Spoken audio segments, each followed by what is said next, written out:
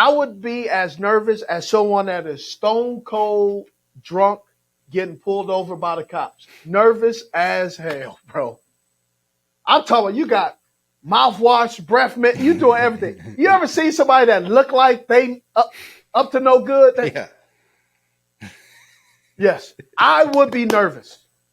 I'm nervous because I love Diggs. I'm looking at this offense and saying, this is a year with Dalton Kincaid. This is where they got their slot wide receiver. You got Dawson Knox. You got him at tight end. Dalton Kincaid is that wide receiver / tight end that they have yet to get in the slot thus far. Since Cole Beasley has gotten older and not on this team, they have given everybody and their mama opportunities to play slot receiver.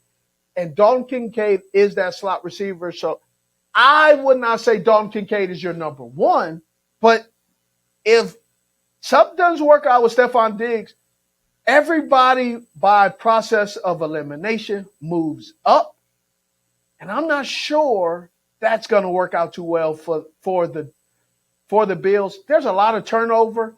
And I think this year may be the year that we can finally say there's been so much turnover.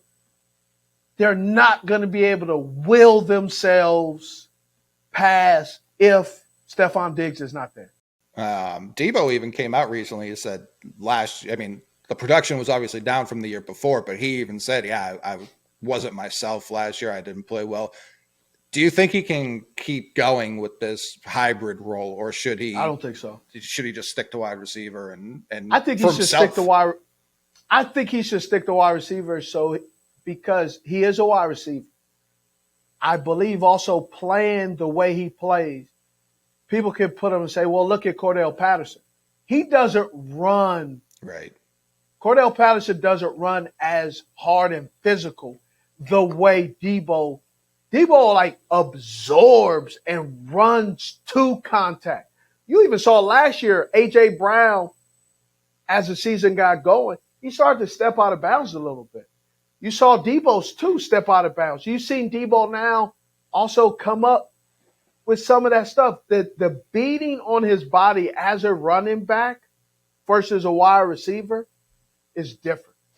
It takes a little bit out of you. So I would imagine to be able to play as long as he desires to play, he's going to have to remove that hybrid and stay at wide receiver. I'm hesitant to say this, but I'm just worried. What does the Michael Thomas presence do for his numbers? Because you have Michael Thomas. He's not there. He's not wallpaper. He's not there for looks. Mm-hmm. We also know he's a certain type of football player. He's a contested catch. He's a slant.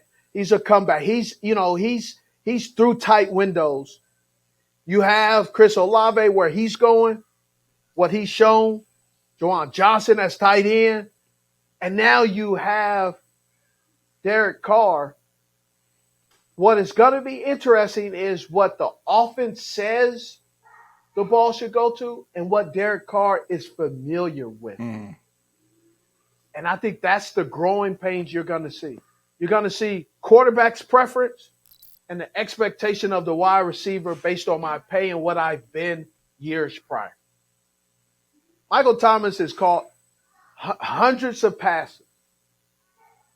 How does Michael Thomas handle only catching 75 this time? Maybe he's thrilled because he hasn't done that in a few years. I know when you get used to a certain way, it takes you a little bit of adjustment and growing pains. And Michael Thomas has never been a guy that's shy to express how you feel. No, he sure hasn't. If you're used to catching 100+ passes when you're on the field, and now you have to share, not everybody transitions playing in a sandbox together the same. And I'm not saying that he's a bad apple. I don't think so. But I do think it's going to take some adjustment, and we may see the growing pains of that adjustment displayed for all of us to see.